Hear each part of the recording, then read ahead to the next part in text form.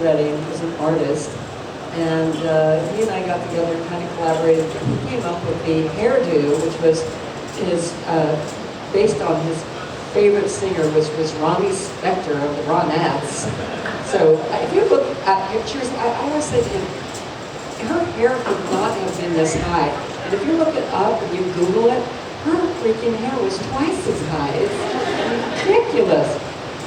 Anyway, so the hair came up with, and the makeup, which was we got from a kabuki theater makeup book, and then the dress we just tried to make it sexy and whatever possible, which I think we did.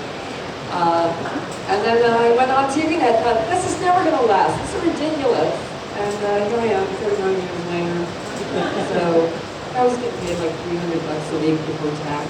It was a nightmare. But I ended up owning the character, so that more than paid me back for all the money I wasn't paid. So today it seems horror hosts aren't as prevalent as they once were. Why do you think that is? I know why that is. I'm not even prevalent as a horror host now. Can't get the damn movies. All the movies have been bought up by big companies like Universal. Before that, MGM was a black cover, it was sold, but RKO is gone. All these places are gone, and they've really been sucked up mostly by Universal. And if you need movies for another show, you can't afford them. You cannot afford them. I can't afford them. Nobody can. So I used, the last time I did a show last year for Hulu, I got, well, the last time I did, I just got the Charlie Band films, which were great, library of films. And the movie macabre I did before that, which was home video, I got PD movies, public domain. It's hard to sell these public domain. You can have them, but unfortunately, people nowadays don't like to watch black and white. It's a big bummer. You can't sell movies that are black and white. Night of the Living Dead, you can get away with it, but that's about it, man. And then you would get the movies, they're $1 zillion. I wanted to do this show called Elvira Host number 2. Sequels of all the bad movies. Just like the sequel. And yeah, get the damn movies. I mean, one bad sequel will cost you as much as you ever made on the TV, you know. It's so ridiculous. That's why horror movies aren't around so much. A couple more questions from me, and then we'll take it to the audience. So think of some questions, ladies and gentlemen. One of my favorite movies growing up was Elvira, Mistress of the Dark. Talk about how that movie came about. Did you have a lot of creative control into it? I had total creative control. NBC, the network, actually financed it. It was the only venture movies that they ever did. And I was a writer and a producer. There were other producers, many.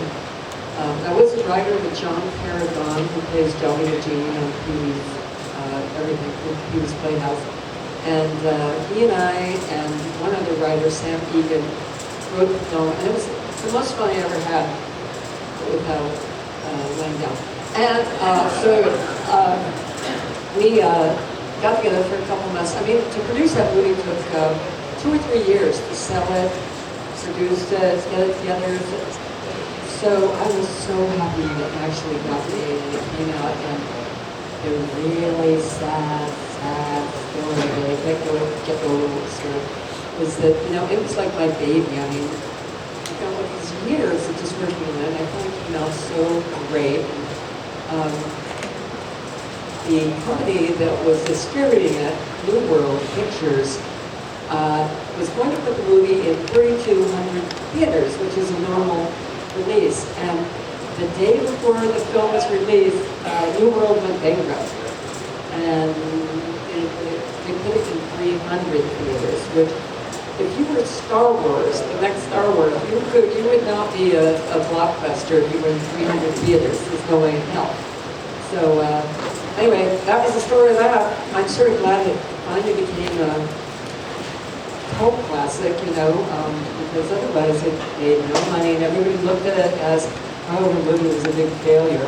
They don't look at it as, oh, it was in 300 theaters. Even then, it was the #1 film in New York, San Francisco, and LA, and that was because those were, most of the theaters were in those cities.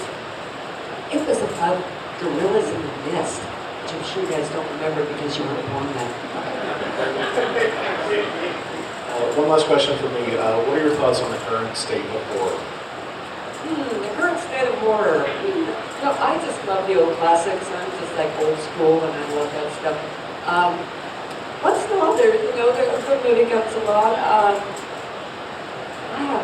Here's my problem with a lot of the horror movies. They have so many special effects that they leave nothing to your imagination. And I think the scariest films are the only ones that left a lot to your imagination, and you'd be more scared because you have it all in your head. You don't have every single special effect. You're kind of mindless. There are films out there that don't have those special effects that are more low budget, and I feel like those low budget films you can find around, usually not even on TV, usually on somebody releases a direct DVD. One of them, my favorites that I'm in, is called All About Evil.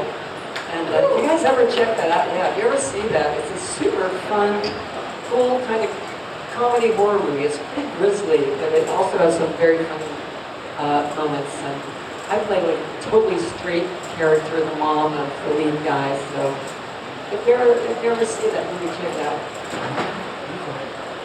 All right. And it was directed also by my very close friend, Peaches Christ. So how can you go wrong with a film directed by Peaches Christ? All right, who has a question?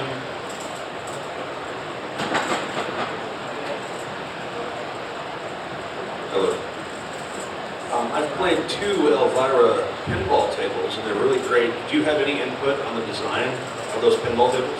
I had a lot of input on it, which was really awesome. It gave me it showed me their basic art, and I would tweak it, this is, do this, do that. The first one, my first pinball machine, Party Monsters, so kind of the old school kind of pinball machine.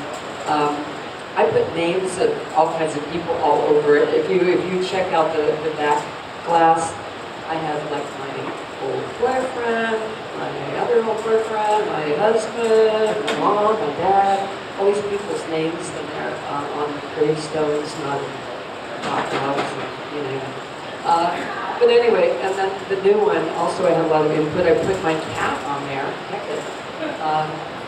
and tweaked the picture, all kinds of things. So yeah, and also I put those little junky monsters that are on there, little ones that pop up and down on the first one.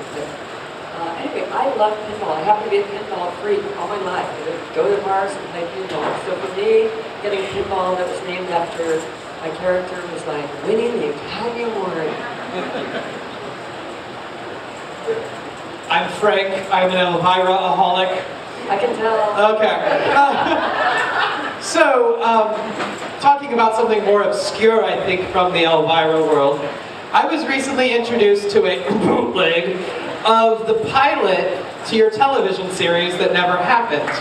So I'm wondering, how did the television series proposal come about, and why didn't it make it on the air? Because it was freaking hilarious. Thank you. That was another bummer thing that happened, like a freak thing. I went and pitched that idea, and John Paragon, who I was telling you, Johnny the Genie from Pee-wee, he and I wrote it, and we went out and pitched it. I finally got a deal with CBS, which we were thrilled about. We shot a pilot, and a really cheap pilot, too.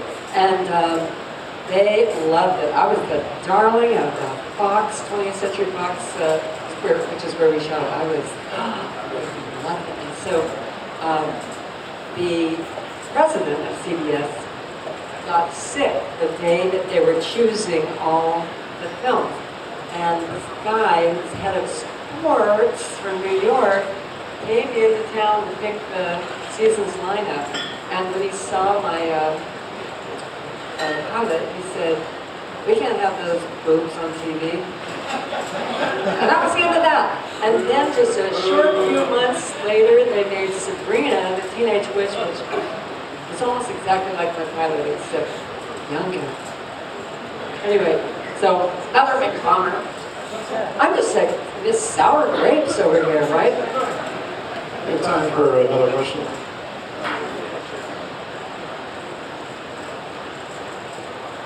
Because I'm drinking grape juice.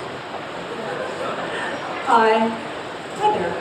I've just spent I've just spent Halloween in Transylvania, and I know you filmed your second film out there. And I just wondered what your experiences of the country was, because it's quite a surprise, isn't it? Yeah, it was, talk funny. Okay. Anyway, yeah, it was fantastic. We chose Romania for many reasons, but one was because my brother-in-law is a film director, Robert Dornhill, quite a famous film director. He was nominated for a short, he won the Academy Award for a short film. And he is from Transylvania, which is so bizarre. My poor in-laws have a daughter who's Elvira, and a son-in-law's from Transylvania, and their son is named Damien. So anyway, it's so bizarre. So anyway, Robert's film director and knew all the channels to go through for Romania. And he knew how to get us a really inexpensive deal. He knew the studio, and he's a huge star over there. He's like the director. And so he got us in there, we got a great deal. And it was beautiful. The country was fabulous. It was gorgeous over there. People, this is really weird. I don't know if any of you guys saw it, but there's a scene where I'm jumping out of a window in the very beginning of the scene. And I go through, running through this village where there's guys with sticks driving herds of geese, no, flocks of geese in front of them. And, you know, cows standing around these peasants and everything. And everybody said to me, oh my God, the production value was fantastic. All the costumes, I mean, look, that was just the people in the town. That was not production value. As honest to God, they traveled like oxen carts. It was crazy, man. I couldn't believe it. It was like going back, you know, 3 centuries or whatever. It was really bizarre. But very nice people and great studio. And I like that I captured the whole feel of the Hammer films. A lot of people don't get it because they haven't seen all those old Hammer films, you know, from England, and the Roger Corman films from here. But because the technology is so behind the times over there, mostly, at least it wasn't the studio I was at, we have like tungsten lights with lighting, and we had old school cameras, blah, blah, blah. And it gave it that real look and feel of an old Hammer film. So I was thrilled with it. You know, obviously, I've been like Mistress of the Dark best because they had a $12 million budget as opposed to our $1 million budget for Haunted Hills. So, you know, well, that's the story of that. If you ever want to go to Transylvania, it's awesome. Right. Ladies and gentlemen, put your hands together for the stand.